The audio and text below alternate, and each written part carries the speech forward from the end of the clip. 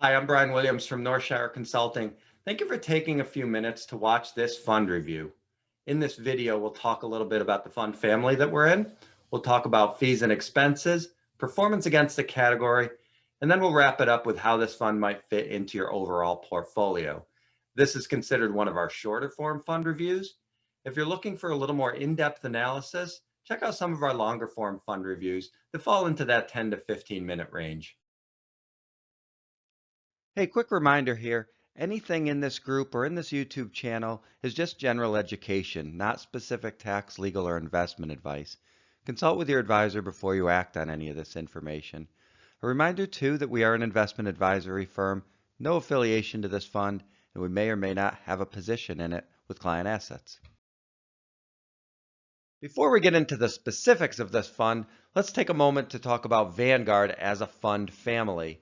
With $7 trillion under management and working with almost 30 million investors, many are familiar with the Vanguard name.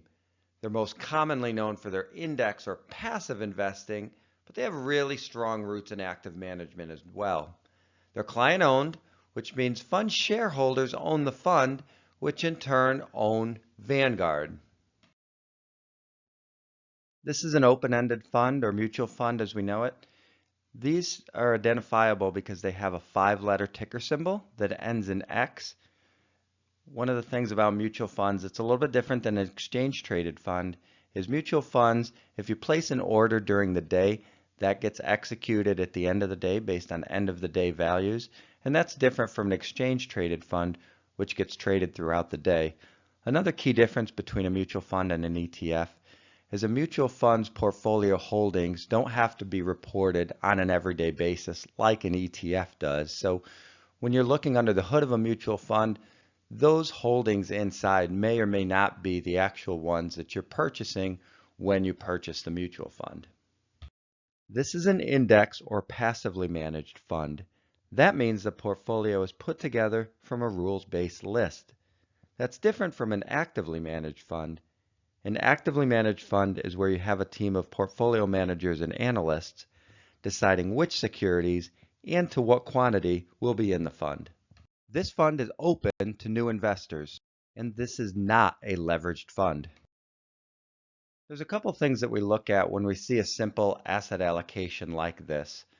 The first is equity to bonds or stock to bonds.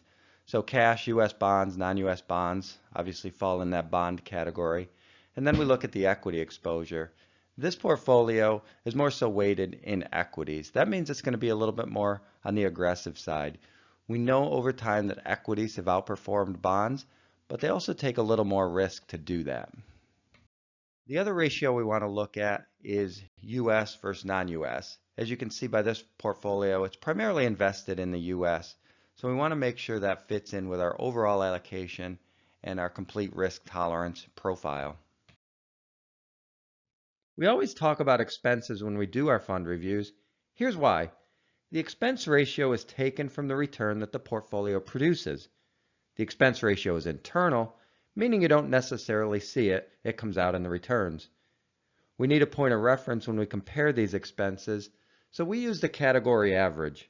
As you can see here, the expense ratio is significantly lower than the category average. Now that we've looked at expenses, what exactly are we paying for? If we own this fund, we're hoping that paying this expense will help us outperform the other funds in the category without deviating too much from the objective. This fund has outperformed its peer group a whopping 9 out of the last 10 years.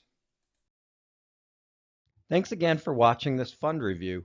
We encourage you to subscribe, like, and comment below with your feedback. Be sure to check out our longer form fund reviews and our Facebook group, 401k and beyond.